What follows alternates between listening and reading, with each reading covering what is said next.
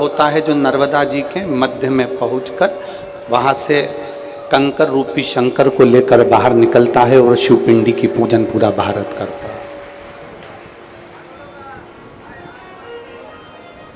अब आप में और हमें ये विचार करना है कि हमें ओमकारेश्वर से लेकर क्या जाए।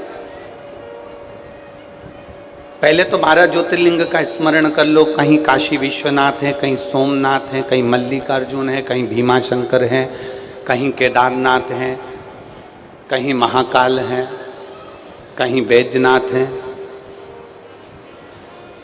कहीं नागेश्वर, कहीं त्र्यंबकेश्वर। आप जितने ज्योतिर्लिंगों का स्मरण करेंगे सबके नाम अलग अलग हैं। केवल एक नाम पर अगर आप संबोधित होते हैं तो वो ओमकारेश्वर का नाद। ओम जो शब्द है, ओम जो अक्षर है, उसमें सारा वेद समाया।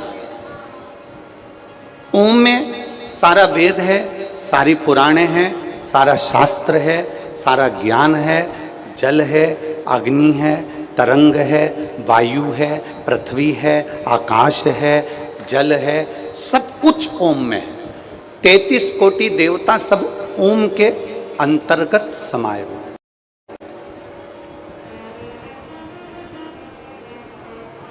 अब जहां कथा सुन रहे हो वो कौन से नाथ हैं?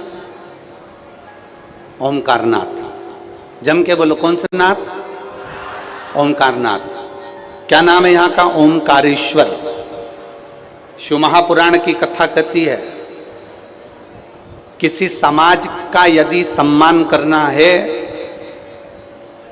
जैसे मान लो कोई साहू समाज है, ब्राह्मण समाज है, माहेश्वरी समाज है, अग्रवाल समाज है, मान लो कोई अन्य समाज है, कोई दर्जी समाज है, कोई ताम्रकार समाज है, कोई स्वर्णकार समाज है, किसी भी समाज का हमें सम्मान करना है तो क्या हम पूरी समाज के व्यक्ति को बुला बुला कर सम्मान करेंगे? बोलो, जम के बोलो रे। सब निमाड़ वाले जरा दमदारी से बोलो। एक एक व्यक्ति को बुलाएंगे, सम्मान करेंगे? नहीं करेंगे। क्या करेंगे?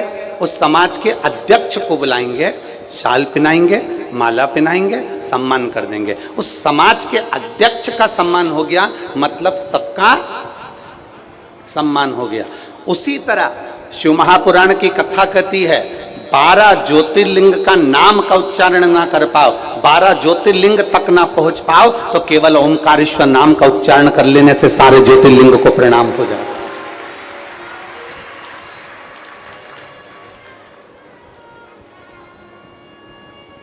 ओम के अंदर पृथ्वी भी है, अग्नि भी है, आकाश भी है, तलातल, रसातल, वायु, सब कुछ है। ओम के अंतर्गत सारे वेद, सारे पुराण, सारे शास्त्र ओम के अंतर्गत समाहित हैं। सब कुछ, सारे मंत्र, तंत्र, सारी विद्या ओम के अंतर्गत समाई हुई है। तो 12 ज्योतिर्लिंग में अगर आप नहीं जा सकते, 12 ज्योतिर्लिंग का यदि आप स्मरण नहीं कर सकते, तो माई नर्मदा के तट पर जो ओमकारेश्वर बसा है उसका सुबह सुबह एक बार नाम ले लेने से 12 ज्योतिर्लिंग को प्रणाम हो जाता है। अध्यक्ष ब्राह्मण समाज का अध्यक्ष ये है तो महेश्वरी समाज का अध्यक्ष ये है तो अग्रवाल समाज का अध्यक्ष ये है तो अन्य समाज का अध्यक्ष ये है तो पटेल समाज का अध्यक्ष ये है तो वनी समाज का अध्यक्ष ये है, कुर्मी समाज का अध्यक्ष ये है।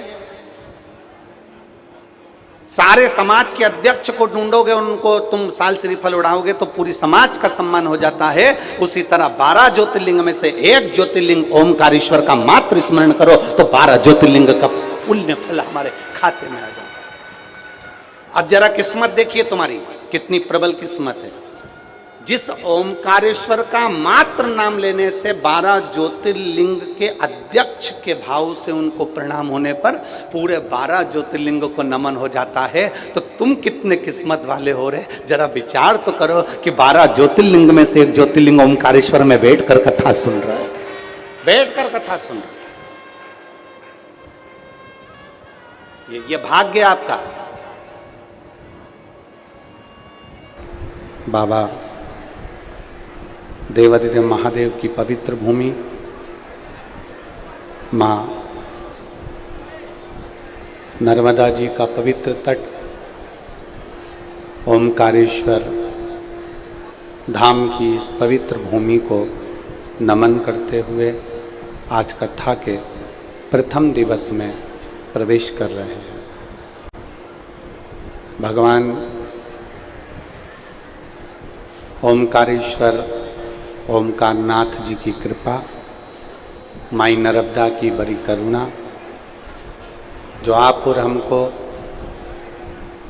माँ नर्मदा जी के पवित्र तट पर 12 ज्योतिर्लिंग में से एक ज्योतिर्लिंग ओमकारेश्वर बाबा की पवित्र भूमि से ये पवित्र शिव महापुराण की कथा श्रवण करने का सौभाग्य मिला। कथा के मुख्य यजमान तो माँ नर्मदा जी और स्वयं ओमकारेश्वर नाथ ओमकारनाथ जी हैं, और उन्हीं के आशीर्वाद से कथा के यजमान श्री गोपाल बंसी लाल जी सोमानी परली बैजनाथ जी से, श्री अमित मुदगल जी रजनी मुदगल जी बिहाता अम्बाला हरियाणा से, राजमल शंकर लाल जी सोनी गोपाल शंकर लाल सोनी देवास से, संजय माणिक चंद्र गवते सोलापुर महाराष्ट्र से, दामोदर ममता चांडक माहेश्वरी रायपुर छत्तीसगढ़ से, स्वर्गीय कमल किशोर साहू नरेंद्र साहू माँ कर्मा टेंट हाउस नागपुर महाराष्ट्र से, और हमारे क्षेत्र के विधायक महोदय श्री नारायण पटेल जी एवं विधायक महोदय श्री सचिन बिरला जी इस कथा के यजमान हैं। एक बार जोरदार ताली बजाकर स्वागत वंदन अभिनंदन। ये पवित्र पावन भूमि, जिस भूमि पर देवता भी आने को तरसते हैं, ऐसी पवित्र भूमि पर पावन शिव महापुराण की कथा आप और हम श्रवण कर रहे हैं।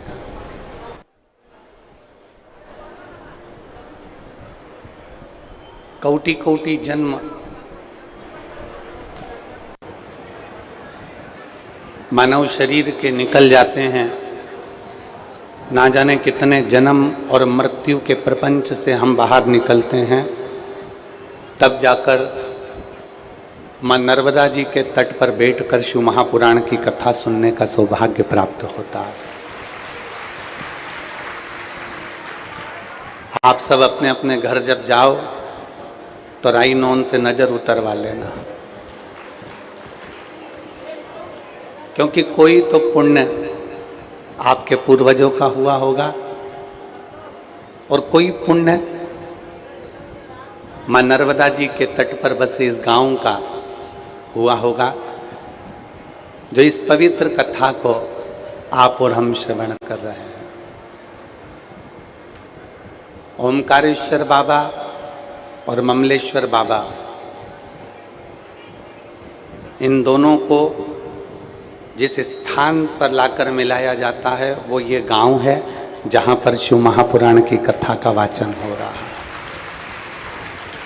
यहाँ से थोड़ा सा आगे बढ़ेंगे तो ओमकारेश्वर के लिए इधर, ममलेश्वर के लिए इधर चले जाते हैं। तो अपन तो दोनों के बीच में बैठकर कथा सुन रहे हैं, तो दोनों अपन पर आशीर्वाद बनाकर रखे हुए हैं, और पीछे से माई नर्मदा खूब पंखे का झेला देती रह रही है। और जितने शिव भक्त इस शिव महापुराण की कथा को टीवी चैनल के माध्यम से, आस्था चैनल के माध्यम से श्रवण कर रहे हैं, यूट्यूब फेसबुक के माध्यम से श्रवण कर रहे हैं, उनको भी बहुत बहुत साधुवाद है। बड़े पुण्य भागी हो आप सब जो इस पवित्र कथा का लाभ ले रहे हैं। एक निवेदन आप सबसे है, पंडाल में जगह नहीं है तो निवेदन है, जहाँ पेड़ लगे हैं, वृक्ष लगे हैं, उन वृक्षों के नीचे, पेड़ों के नीचे, रोड के साइड में आप लोग बैठकर भी शिव महापुराण की कथा सुन सकते हो। वो भी पंडाल ही कहलाएगा, भगवान का धाम ही कहलाएगा। ये 24,000 श्लोक का एक अपार समुद्र है शिव महापुराण।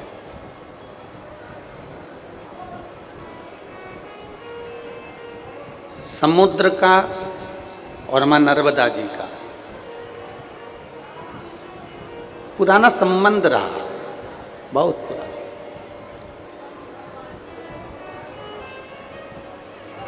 और आज ये 24,000 श्लोक का जो इस अपार समुद्र है शिव महापुराण की कथा, ये माई नर्मदा का एक आनंदमय सुख प्राप्त करने के लिए। इस गांव के जितने सरपंच हैं, पंच हैं, पटेल हैं,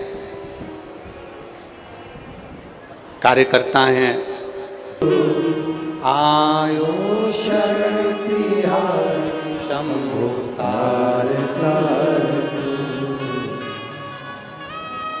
शिव तत्व होता ही ऐसा।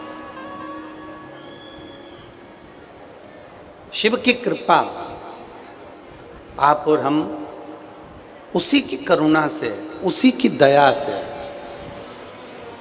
मेरे शंकर की कृपा और करुणा से ये पवित्र शिव पुराण की कथा सुनने के लिए बैठे। उनकी कृपा बिना कुछ भी नहीं मिल सकता, कुछ भी।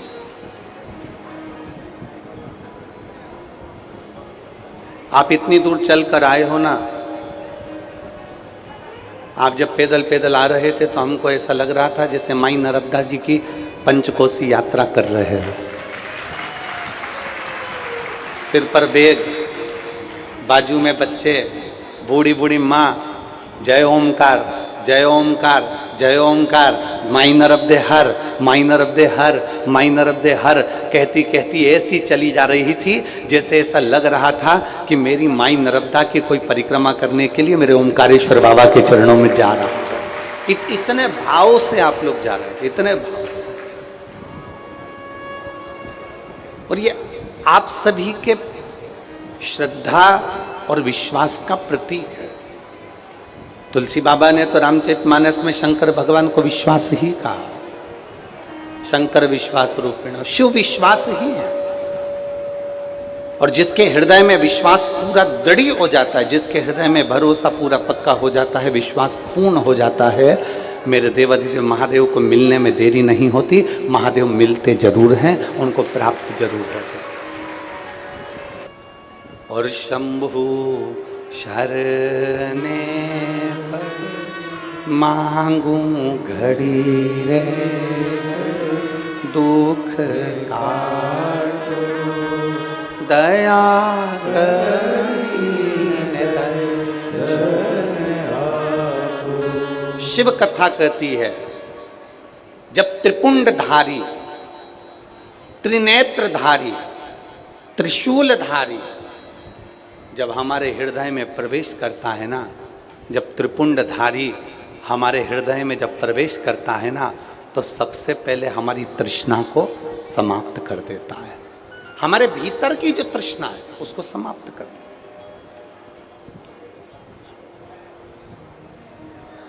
कोई तुमसे पूछेंगे, आप लोग यहां से जब कथा सुनकर जाओगे, और हमारा तो यही निवेदन है कि पानी का समय है, प्रयास यही करना कि रोज आना जाना कर लेना, अगर पास के हो तो। प्रयास यही है। आप जब रोज कथा सुनकर अपने घर पर जाओगे तो कथा में सुनने वाले लोग आपसे पूछेंगे, इतनी तेज गर्मी पड़ रही है, गाड़ियां भी बहुत दूर रुक रही हैं, पैदल पैदल चलकर तू कथा में कैसे जाएगी, रोज रोज कथा में कैसे पहुंचेगी।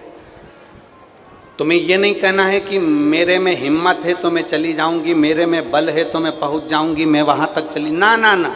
तुम्हें एक ही बात कहना है कि गाड़ी वाला मेरी गाड़ी जहां रोक देगा, उसके बाद मुझे भरोसा है कि मेरा भोलेनाथ नंदी भेज देगा। यह विश्वास होना चाहिए।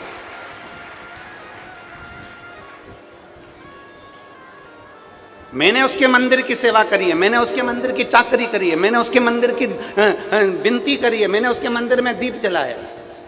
और ये एक लोटा जल का ही तो लाभ है जो निमाड़ वालों को कथा मिल गई। ये एक लोटे जल का ही प्रमाण है, प्राप्ति है। या आप लोगों ने जो एक लोटा जल चढ़ाया है ना खूब महादेव को, ये उसी का फल है। नहीं तो अभी ये कथा यहाँ हो जाए ये तो और कितना सोचने वाला विषय है। एक ही रोड मिलती है ओमकारेश्वर जाने के लिए, व्यवस्था करने में भी थोड़ा सा प्रशासन को समय लगता है, सब चीज़ देखना पड़ती है। फिर भी मैं यहाँ के कलेक्टर महोदय, एसपी महोदय, कमिश्नर, एसडीएम सबको साधुवाद देता हूँ जिन्होंने बहुत सुंदर व्यवस्था, यहाँ के टीआई, यहाँ के पुलिस कांस्टेबल सब ने बहुत अच्छी व्यवस्था यहाँ संभाल रखी। उसके लिए साधुता है आप, बहुत सुंदर व्यवस्था। ये उसकी कृपा है, उसकी दया। और महाराज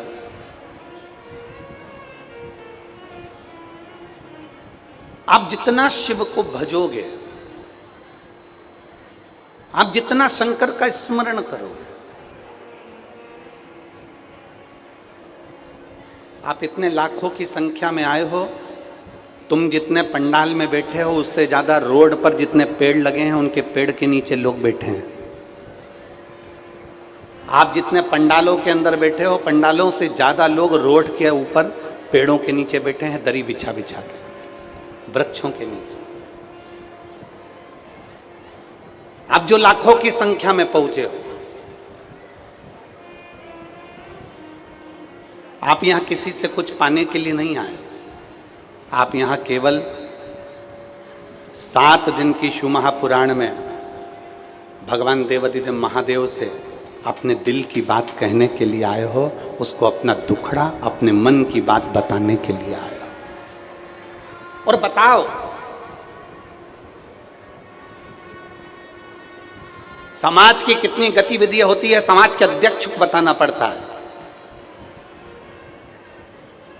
ओमकारेश्वर की कथा है, हमारा विश्वास कहता है अगर दिल से आपने 7 दिन की कथा सुन ली ना, और जो बाबा से झोली पसार कर इस कथा के मंडप में मांग लिया, ये विश्वास कहता है कि मेरा ओमकारेश्वर नाथ खाली नहीं भेजेगा। क्या मिलता है शंकर के मंदिर जाने से?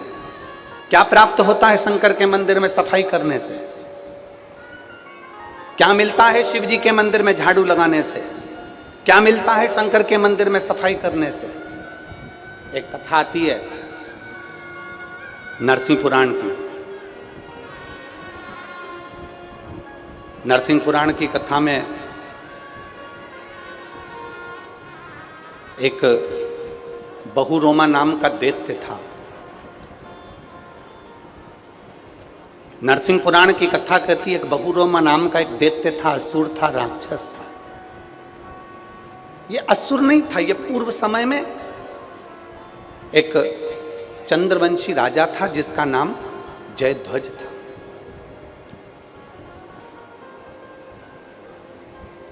धर्मात्मा भी था, पुण्यात्मा भी था, सत्कर्मी भी था, सब कुछ था।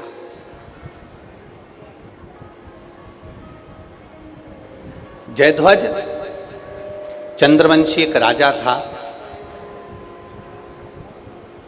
अपने राज्य का सही संचालन कर रहा था, अपने राज्य को सही तरह से साध रहा था। जिंदगी की एक सबसे बड़ी गलती उस जयध्वज ने कर दी। देवऋषि नारद शिवजी के शिवालय से, शंकर के शिवालय से 1 लोटा जल समर्पित कर कर आ रहे थे। देवऋषि नारद। अब आप लोग कहेंगे क्या गुरुजी देवऋषि नारद शंकर जी को जल चढ़ाते हैं? शिव महापुराण का एक एक शब्द अगर आप पढ़ेंगे, और आप हमारी वाणी पर भी अगर भरोसा ना करें तो गीता प्रेस गोरखपुर की शिव महापुराण की किताब लेकर आए, या फिर नरसिंह पुराण लेकर आए, लिंग पुराण लेकर आए, नर्मदा पुराण लेकर आए, उसका एक बार दिल से अध्ययन करना। 33 कोटि देवताओं में ऐसा कोई देवता नहीं था जो शंकर को जल चढ़ाए बिना भोजन कर ले। सारे देवता पहले शिव जी को जल चढ़ाते थे, फिर भोजन ग्रहण करते थे। ऐसा कोई देव नहीं था जो शिव जी के बिना अन्न भाग ग्रहण कर ले।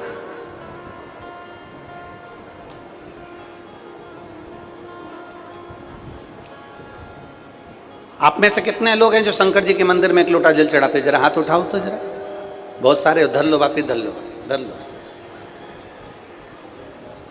बोल बम का नारा है। इतना धीमा बोलोगे तो कल्याण तुम्हारा है।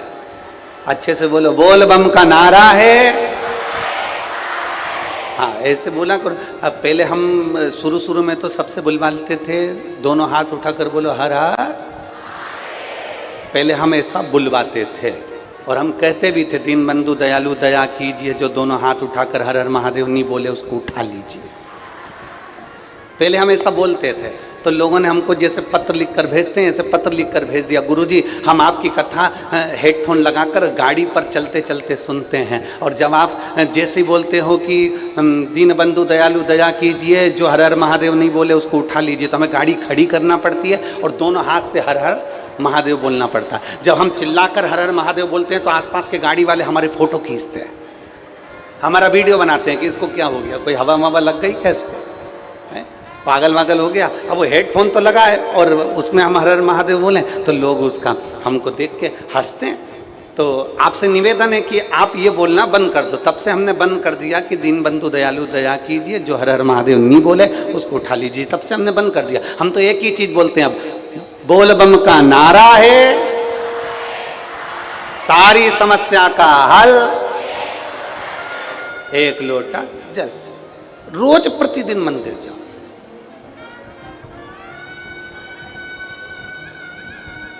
एक कोई देवता ऐसा नहीं था जो भगवान शंकर को जल चढ़ाए बिना भोजन कर ले, सबका नियम। और अगर अच्छे से पढ़ोगे रामचरितमानस तो रामचरितमानस में भी वर्णन है, जब तक राम जी महाराज प्रतिदिन एक शिवलिंग का निर्माण नहीं कर लेते, शंकर भगवान का एक शिवलिंग का निर्माण करते, उसके बाद मेरे राम जी महाराज पूजन करने के बाद, लोटा भर जल समर्पित करने के बाद फिर कंदमूल फल ग्रहण कर। ये शिव कृपा। देवऋषि नारद भगवान शंकर के शिवालय में एक लोटा जल समर्पित कर कर आ रहे थे। जो शंकर के मंदिर जाता है, जल चढ़ाने के लिए जाता है, प्रतिदिन शिवालय में पहुंचता है, लोग कहते हैं आप शंकर के मंदिर गए हो, परशु महापुराण की कथा कहती है, जो प्रतिदिन शिवालय तक जाता है, मेरा देव अधिदेव महादेव लक्ष्मी को उसके पीछे पीछे उसके घर तक भेज देता है। मेरा शिव।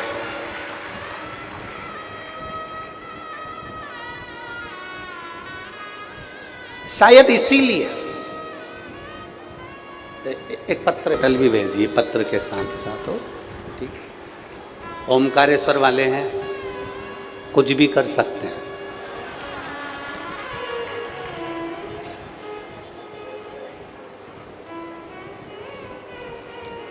वो कहते हैं ना, जो डीपी के पास में होता है ना, उसको लाइट का टेंशन नहीं होता है। तो यहाँ तो ओमकारेश्वर बाबा बैठे हैं पावर लेकर, तो इनको कोई चिंता मिंता नहीं है। इन्होंने बॉटल इसलिए भेजी, नर्मदा जी भर के ले जाना महाराज।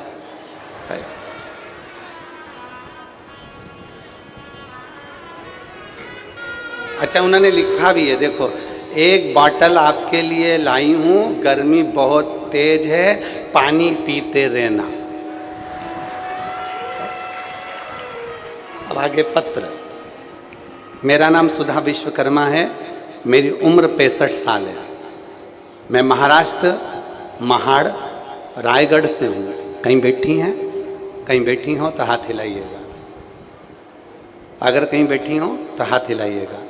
मेरा नाम सुधा विश्वकर्मा, मेरी उम्र 65 साल है। मैं महाराष्ट्र महाड़ रायगढ़ से हूँ। कहीं बैठी हो तो हाथ हिला सकती हैं। दिख गई? आ जाओ, एक बेलपत्र ले जाना। आ जाओ, आ जाओ।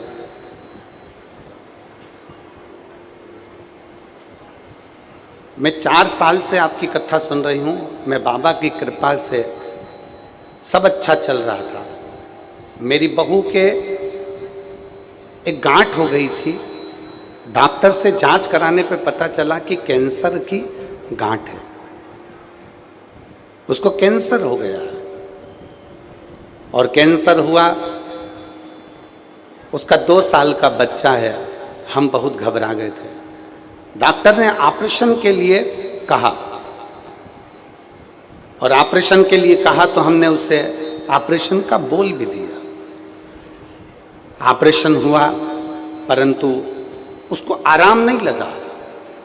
जब आराम नहीं लगा तो उसी दौरान हमने आपकी कथा को सुना और पशुपति व्रत किया।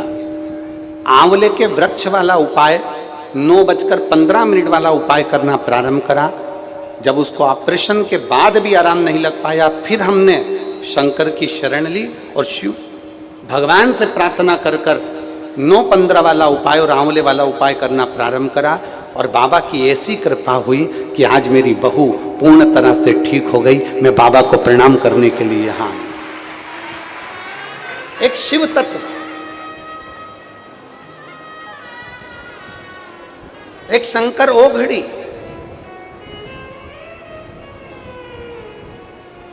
आपका भरोसा,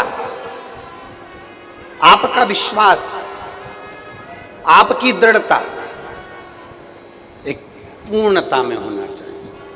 आपका भरोसा, लोटा जल समर्पित करते हो। आप जब विश्वास रखकर शिव के पास में जाते हो तो उसका फल क्या है? नरसिंह पुराण कह रही है, नरसिंह पुराण का चरित्र कह रहा है। देवऋषि नारद भगवान शंकर को एक लोटा जल चढ़ाकर वापिस आ रहे थे।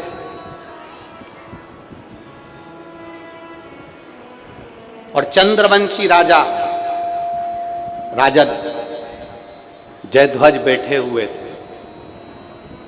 देवऋषि नारद जब जल चढ़ाकर आ रहे थे, उन्होंने बाहर निकलकर दोनों हाथ ऊपर उठाकर बोला, हर हर। अभी हमने कथा में कहा कि लोगों ने लेटर लिखकर भेजा था कि हम जब हाथ उठाकर हर हर महादेव कहते हैं तो लोग हंसते हैं। आग लगे बस्ती में, क्या किसको रोई है, चादर तान के सोई के कहने वाला के तार।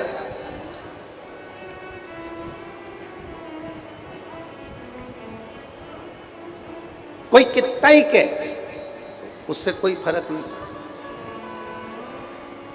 जो शंकर के मंदिर में सेवा करता है, जो शंकर के मंदिर में चाकरी करता है, जो शंकर के मंदिर का निर्माण करता है, जो शंकर के मंदिर का उत्थान करता है, जो शंकर के मंदिर का पूजन अर्चना सेवा सब कुछ दिल से करता है, दिल से।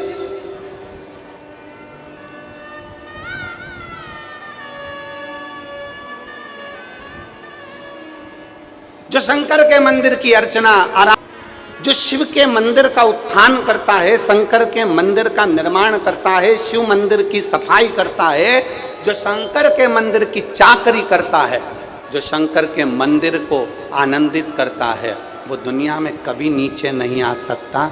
वो सिंहासन पर चढ़ता चले जाता है और आगे बढ़ता चले जाता है, उसको कोई नहीं उतार सकता।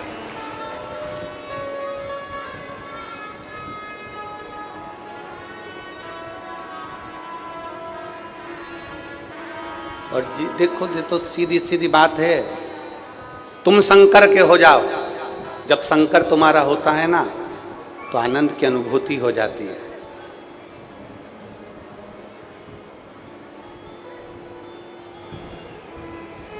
जिसने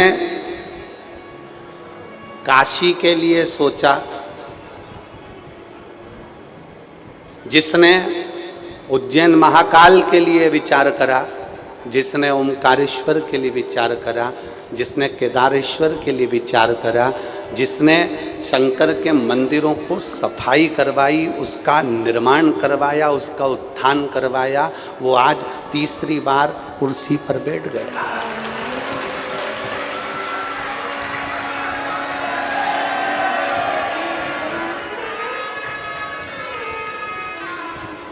लोग तुमसे पूछें कि शंकर के मंदिर में निर्माण करने का, शंकर के मंदिर में सफाई करने का, शंकर के मंदिर में झाड़ू पोछा करने का, शंकर के मंदिर में पूजन पाठ करने का क्या फल है, तो उसको दो लोगों को दिखा देना।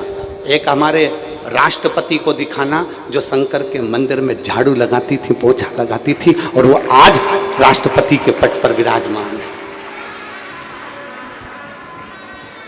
उनसे इंटरव्यू में पूछा गया कि तुमने ऐसा क्या करा? वो कहती थी बस शंकर के मंदिर की दास थी, सेवा करती हूं। शिव की शिवालय की देवालय।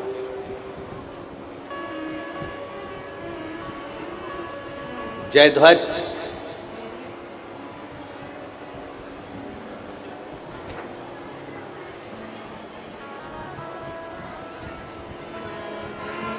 जैसे ही देवर्षि नारद निकले तो हंस दिए, ठहाका लगाकर हंसे। कोई धार्मिक आयोजन होना, कोई अच्छा आयोजन होना, और पूरे भारत के लोगों से कहना चाहूंगा, सीखना हो तो एक बार ओमकारेश्वर की इस पवित्र भूमि पर आकर देखना। इस कार्यक्रम को करने के लिए पूरे ओमकारेश्वर से आसपास के पूरे गांव के लोग, खंडवा हो, आसपास का पूरा गांव, जितने गांव लगे हुए हैं, चाहे जितने गांव हैं, सारे गांव के लोगों ने आगे बढ़ बढ़कर सेवा करी है इस कार्यक्रम को सफल बनाने के लिए। एक एक बच्चे ने। दान किसको कहते हैं? धर्म किसको कहते हैं? पुण्य किसको कहते हैं? सत्कर्म किसको कहते हैं?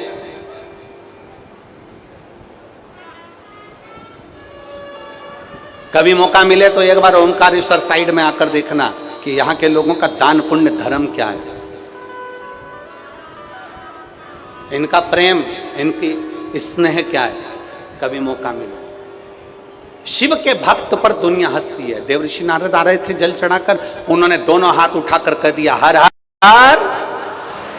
जैसे उन्होंने हर हर महादेव कहा, इतने में जयध्वज को हंसी आ गई, और जयध्वज को हंसी आई और जयध्वज ने ठहाका लगाकर एक कमेंट्स कर दिया,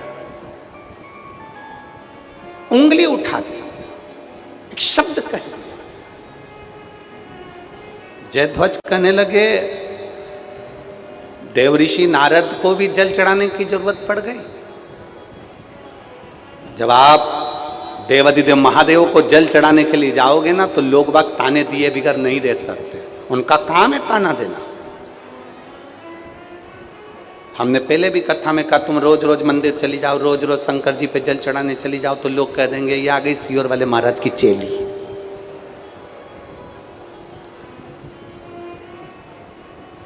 ये आ गई सावित्री बाई, ये आ गई अनसुईया। लोग कहे बिगर नहीं रहेंगे, पर कहने दो उसको, उसको कहने दो। हमने पहले अभी कथा हुई थी जब समर्पण शिव महापुराण में कहा था कि आपकी प्रशंसा आपकी डिग्री से मिलती है। बहुत अच्छी पढ़ाई करी, डिग्री अच्छी है आपकी, आपको प्रशंसा मिलेगी। शिव महापुराण की कथा में कहा था, समर्पण कथा में, कि आपकी प्रशंसा आपकी डिग्री से मिलती है। आपकी प्रशंसा आपकी डिग्री से प्राप्त होती है, आपके कर्म से प्राप्त होती है, पर आपकी निंदा डिग्री से नहीं मिलती। आपकी निंदा आपकी उन्नति से मिलती है। आप जितने उन्नति पर बढ़ेंगे, आपकी निंदा चालू होगी। आप जितने आगे बढ़ेंगे, उतनी उतनी आपकी निंदा चालू हो जाएगी। उतना लोग आपको शब्द कहना प्रारंभ कर देंगे, उतना लोग आपको ताना देना प्रारंभ कर देंगे, उतना लोग आपको कोसना प्रारंभ कर देंगे। और जब दुनिया के लोग आपको ताना दें, दुनिया के लोग आपको अपशब्द कहें, दुनिया के लोग आपको गाली दें, तो समझ लेना कि आपने एक सीढ़ी उन्नति की चढ़ ली है। इसलिए आज दुनिया के लोग आपको ताना देने के लिए आतुर हो गए। देवर्षि नारद को अपशब्द कहा, और जयध्वज ने जैसे ही ठाका लगाकर हंसे, जैसे ही हंसते हैं जयध्वज और कहे दुनिया, पैदल चले आ रहे हैं, बैग पर बैग रखा हुआ है, 3-3 किलोमीटर तक पैदल चल रहा है, लोग हंसते हैं। क्या है?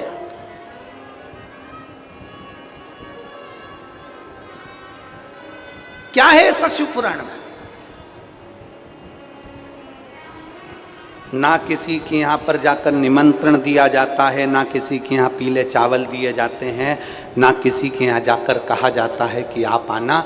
फिर भी कहते हैं ना, शक्कर अगर नीचे गिरी है, गुड़ अगर नीचे गिरा है, तो चींटी मिठास देख कर आती है, और शंकर के भक्त शिव की पुराण देख कर आते हैं।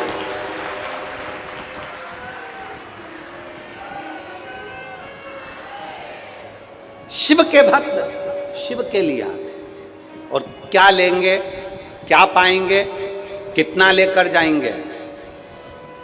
अभी तक तो केवल तुम शिव पुराण में आते थे और शंकर की कथा सुनकर जाते थे, पर यहाँ तो मेरी माई भी बैठी है और यहाँ मेरा बाप भी बैठा है, पिता। यहाँ तो मेरा पिता भी बैठा है। कोई अच्छा धर्म का कार्य हो सके हम अकेले नहीं कर सकते, पर गांव के लोग अगर मिला है मौका, अपने रहते, बाबा ने अगर कृपा करी है तो उसकी करुणा से जो मिला है उसको साधुता दीजिए, साधुता।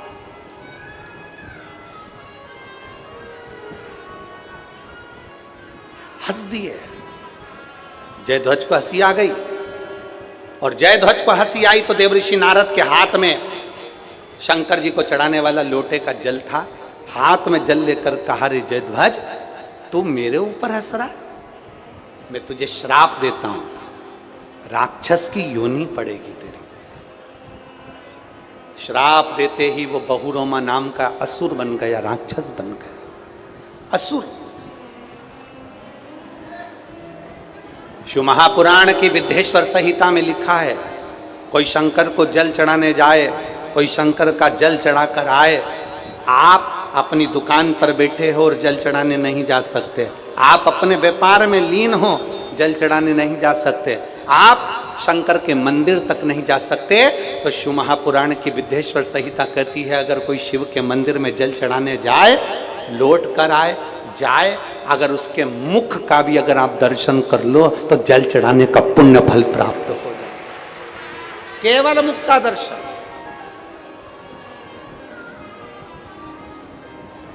केवल मुख का दर्शन।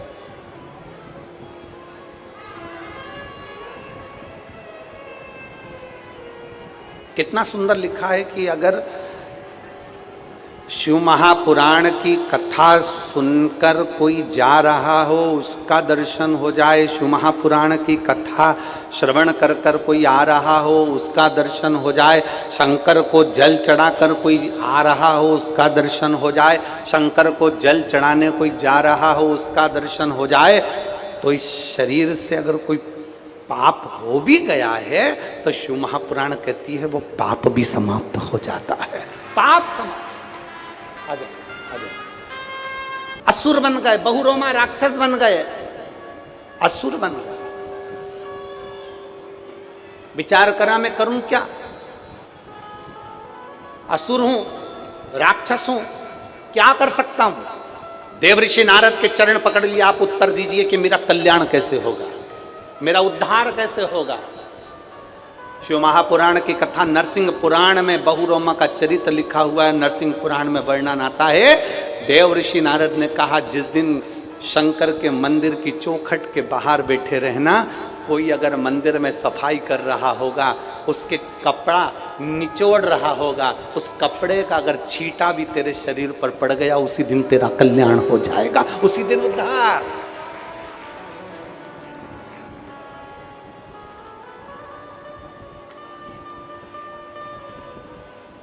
अब जरा विचार करिएगा कि मंदिर में सफाई करने का,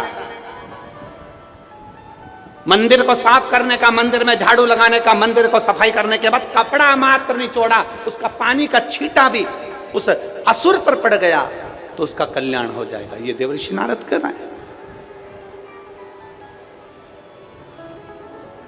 अभी अभी आपको कथा में कहा था, जिस दिन त्रिपुंडधारी आता है तो तृष्णा मिटा देता है। दिल में अगर हृदय में त्रिपुंडधारी बैठ गया तो तृष्णा मिटा देगा। हृदय में अगर त्रिपुंडधारी बैठ गया तो तुम्हारे भीतर की सारी तृष्णाएं, उसको चढ़ाया गया एक लोटा जल कभी खाली नहीं जाता। कोई लेट बनता है, कोई जल्दी बनता है। महादेव को जल चढ़ाने वाला एक दिन सेठ जरूर बनता है, निश्चित है। रावण चढ़ाया, सोने की लंका मिली। चोर चोरी करने गया, खुद के कपड़े निकाल कर त्रिशूल में लपेट कर आग लगाकर चोरी का सामान दिख रहा था, चोर था। बाबा ने कृपा कर कर कुबेर के सिंहासन पर बिठा दिया।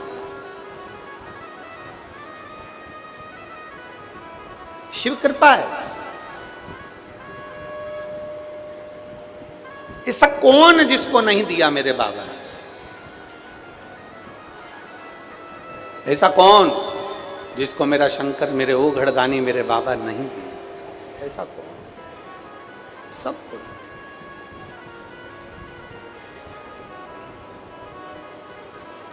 शिव महापुराण की कथा कहती है,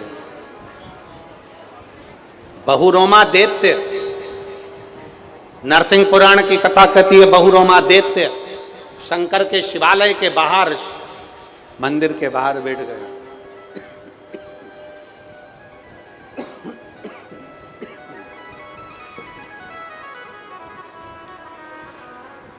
मंदिर के बाहर बैठा है, जल चढ़ाकर एक स्त्री, एक नारी जल चढ़ाकर निकल रही थी। मंदिर में थोड़ा सा सफाई करने के उद्देश्य से वस्त्र कहां ढूंढती? अपने साड़ी के पल्लू से उसने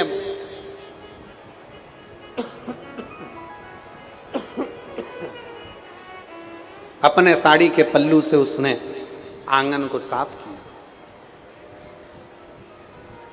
और साड़ी के पल्लू से आंगन को साफ कर कर बाहर निकलती निकलती उसको थोड़ा सा निचोड़ दी। पानी की बूंद जो झड़ी, उसका छींटा बहुरोमा दैत्य को पड़ गया। जैसे ही बहुरोमा दैत्य को छींटा पड़ा, बहुरोमा दैत्य फिर वापिस उस शरीर से छूट गया और भगवान शंकर के धाम में पहुंच गया, शिव के धाम।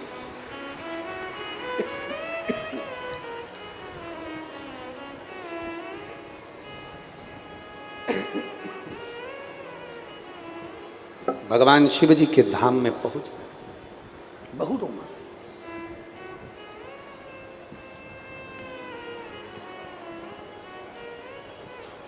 एक विश्वास,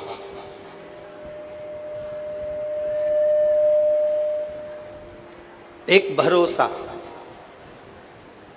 एक दृढ़ता शिव के करीब में लेकर जाती। एक कथा आती है देवराज नाम के ब्राह्मण की, बहुत सावधानी से सुनिए। इस दिल को, मन को भगवान में लगाकर सुनिए। बहुत दूर दूर से पैदल चलकर आए हो, बहुत 150 रुपये खर्च कर कर भी आए हो, डीजल में, पेट्रोल में, गाड़ी में। यहाँ से खाली नहीं लौटना है अपने को। जितनी बड़ी झोली है ना, उसको पूरा भर कर लौटना है बाबा के पास से। शिव महापुराण की कथा में आए हो ना, तो दिल से बाबा से प्रार्थना कर कर। देवराज नाम का ब्राह्मण है, ब्राह्मण कुल में जन्म भी मिल गया, ब्राह्मण के घर में आ भी गया, पर सत्कर्म से वंचित है। अच्छी कुर्सी मिल जाए ना, अच्छा पद मिल जाए ना, अच्छी प्रतिष्ठा मिल जाए, आपकी सत्ता, आपका वैभव, आपकी कुर्सी, आपका पद, आपकी प्रतिष्ठा अगर आपको अच्छी मिली हुई है, घर के आप बड़े हो, आप अध्यक्ष हो, आप उपाध्यक्ष हो, आप सचिव हो, आप जो भी हो, अगर अच्छे पद पर बैठे हो, घर के आप बड़े हो, बयो हो, वृद्ध हो, घर के अगर लोग आपका कहना मानते हैं, तो शिव महापुराण की कथा कहती है पीछे मत हटना। अपने एक एक घर के व्यक्ति को शंकर के मंदिर तक भेजने की जवाबदारी अपनी बनती है। शिव महापुराण की कथा कहती है, भगवान शंकर की कथा कहती है, अपने घर के बच्चों को प्रॉपर्टी दोगे, अपने घर के बच्चों को जायदाद दोगे, अपने घर के बच्चों को सोना चांदी जेवरात दोगे। शिव महापुराण की कथा कहती है अपने घर के बच्चों को ये सब देना मना नहीं है, पर घर के बच्चों को थोड़ा थोड़ा संस्कार भी देते रहना। शंकर के मंदिर तक, देवालय तक, शिवालय तक, मां नर्मदा की गोद तक भेजते रहना, जिससे बच्चों में संस्कार बना रहेगा। तो तुम्हारा दी हुई प्रॉपर्टी, तुम्हारा दिया हुआ वैभव, तुम्हारा दिया हुआ धन, तुम्हारा दी हुई संपदा वो संभाल सके।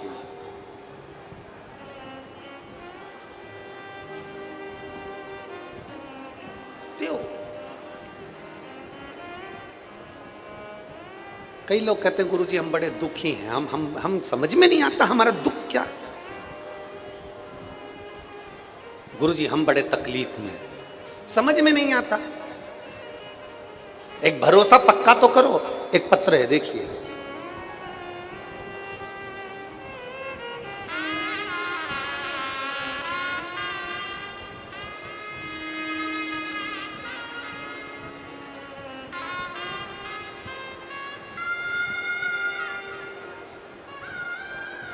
मैं जयंती नरगांवे निवासी, ग्राम नरावला, तहसील राजपुर, जिला बड़वानी, मध्य प्रदेश की रहने वाली हूँ।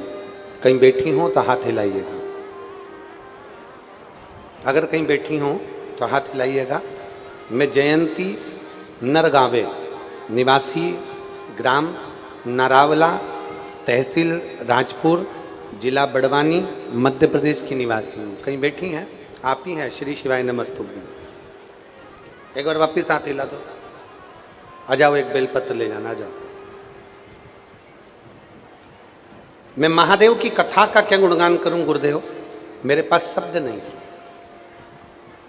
मेरी सरकारी नौकरी नहीं थी। लगातार कई सालों से मैंने सरकारी नौकरी के लिए अप्लाई करा, पर मेरी सरकारी नौकरी नहीं लगी। मैं खुद मजदूरी करती थी, पढ़ाई करती थी। अब गुरुजी मजदूरी भी करूं और पढ़ाई भी करूं तो कथा सुनने का समय नहीं मिल पाता था। पर ईमानदारी से बोलूं, एक जगह मजदूरी करने गई और वहां मोबाइल पर आपकी कथा चल रही थी। उस कथा के शब्द मेरे कानों में पड़ गए और मेरा मन कर गया कि मैं एक बार सीहोर जाऊं और कुबरेश्वर धाम पर जाकर बाबा को प्रणाम कर कर आऊं। मैं नरवाला की रहने वाली, तहसील मेरा राजपुर, जिला बड़वानी। 2 हफ्ते के अंदर मैं कुबरेश्वर धाम गई, बाबा को प्रणाम करा। बाबा से कहा, बाबा मैं नौकरी करना चाहती हूँ सरकारी, अभी तो मैं मजदूरी करती हूँ, दूसरे के यहाँ काम करती हूँ बाबा, पर तू अगर चाहेगा तो मेरी सरकारी नौकरी जरूर लगेगी। गुरुदेव आप कहते हो कि खूब मेहनत करो। मैंने एक एग्जाम दिया और उसके लिए इतनी मेहनत करी कि पूछो ना। गुरुजी आप कहते हो पूरी मेहनत करो, और मेहनत कर कर शंकर जी के ऊपर एक शहद लगी बेलपत्र चढ़ाकर शिव जी के पास में चढ़ाकर चले जाओ। मैंने वही किया और पशुपतिनाथ का व्रत किया। मेरे बाबा को मैं धन्यवाद देती हूँ। आज मैं सरकारी स्कूल में टीचर के पद पर बाबा की कृपा से विराजमान हूँ। मैं बाबा को धन्यवाद देती हूँ। आज मैं सरकारी शिक्षक के पद पर मेरी नियुक्ति हुई है। मैं शिव जी को प्रणाम करता हूँ। शिव तत्व इसी को कहा।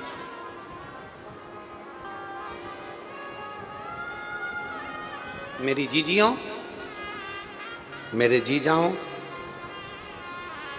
आप लोग आए जरूर हो, पर यह सोचना हमेशा आप ओमकारेश्वर आते थे तो आपकी मर्जी से आते थे, पर आज यदि ओमकारेश्वर की इस पवित्र भूमि पर बैठकर आप शिव महापुराण की कथा सुन रहे हो तो आज आप अपनी मर्जी से नहीं आए हो। आज ओमकारेश्वर बाबा ने अपने घर के कार्यक्रम में तुमको बुलाया।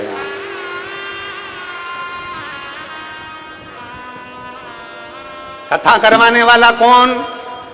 जम के बोलिए। ओमकार हर कोई नहीं जाता है, जिसको बुलाया जाता है वो ही जाता है। तो ओमकारेश्वर की कथा में वही आता है जिसको मेरे ओमकारनाथ ने अपना समझकर बुलाया हो। जिसको बुलाया, बोल बम का नारा है सारी समस्या का हल। भगवान शिव ने जिसको पुकारा, भगवान शंकर ने जिसको बुलाया, वो यहां पहुंच गए। भगवान शंकर के धाम पर आ गया। देवराज ब्राह्मण है, देवराज ब्राह्मण के घर में जन्म लिया, पर ब्राह्मण कर्म नहीं कर पाए। ब्राह्मण कर्म से वंचित है। कभी कभी भगवान को धन्यवाद देना कि तूने ये मानव का शरीर दिया।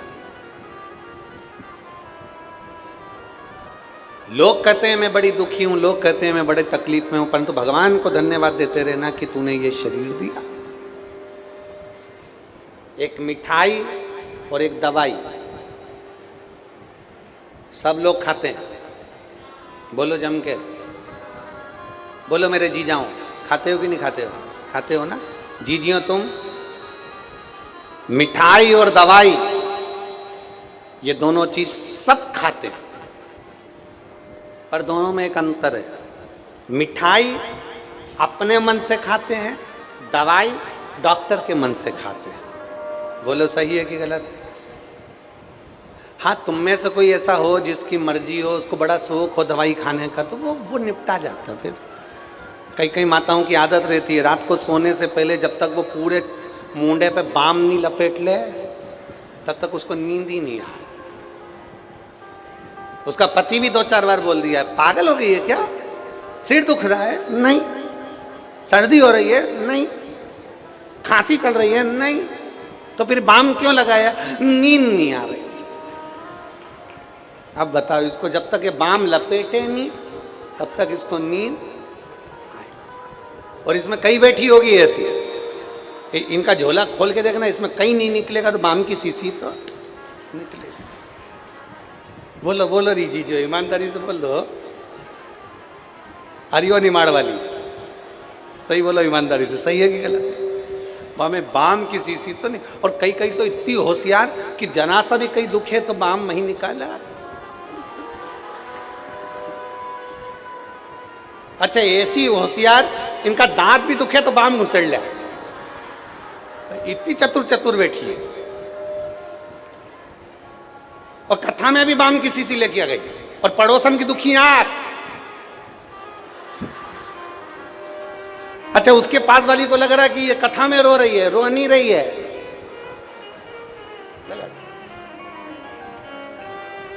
महाराज शिव कथा कर रही है।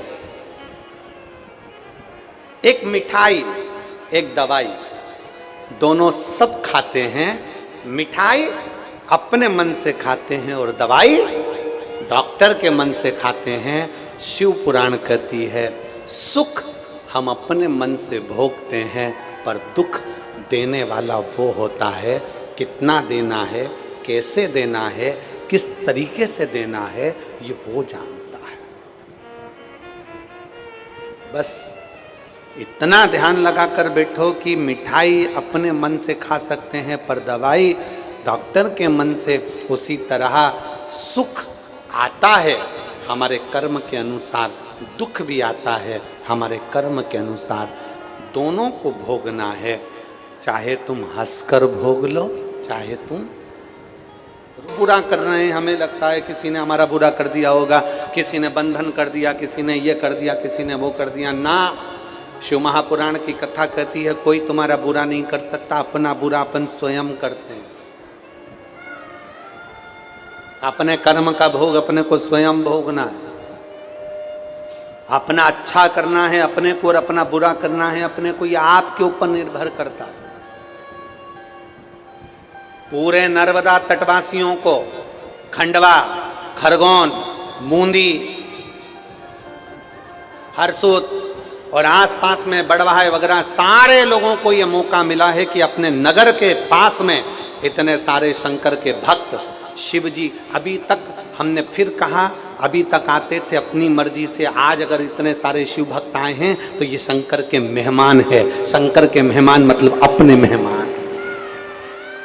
आज मौका मिला है, अपनी तिजोरी का ताला खोलो और कहीं पानी का पाउच, कहीं पानी की बोतल बन सके, दोनों हाथों से यहां से लेकर मोर टक्का तक और यहां से लेकर ओमकारेश्वर तक के बीच में जितना बन सकता है इन शंकर के भक्तों की सेवा में लग जाओ, ये मौका मिला है।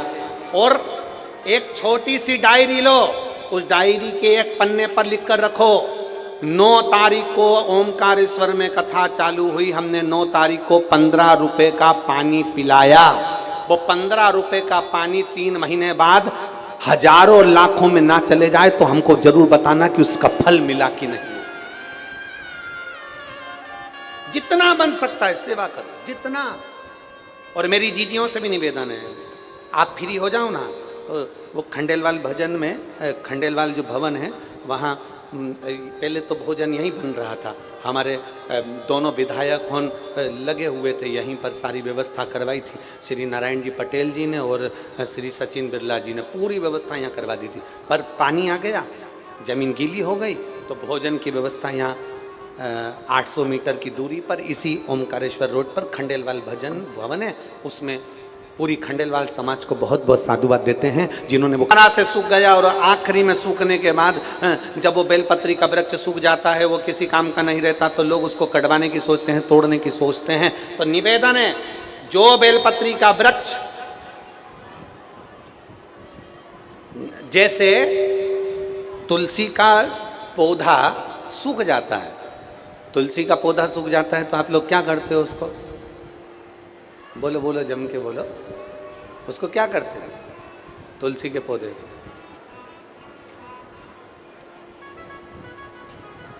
तुलसी के पौधे की लकड़ी को हम वृंदावन लेकर जाते हैं, गोवर्धन नाथ जी की परिक्रमा में लेकर जाते हैं, राधा कृष्ण कुंड पर लेकर जाते हैं, और वहाँ पर कई भगवान के भक्त बैठे रहते हैं, वो तुम्हें माला बना कर दे देते हैं। मान लो अगर माला नहीं बनाना है तो फिर क्या करोगे? तो सूखी हुई तुलसी की जड़ है, लकड़ी है, तो हम क्या करते हैं, उसका कार्तिक महीने में घिसकर चंदन बनाते हैं, और चंदन बनाकर मेरे ठाकुर जी को वो चंदन लगाते हैं, उसको हरी चंदन कहते हैं। उस चंदन का इतना महत्व होता है कि उस चंदन से मेरे भगवान शालिग्राम जी, मेरे ठाकुर जी बड़े प्रसन्न होते हैं।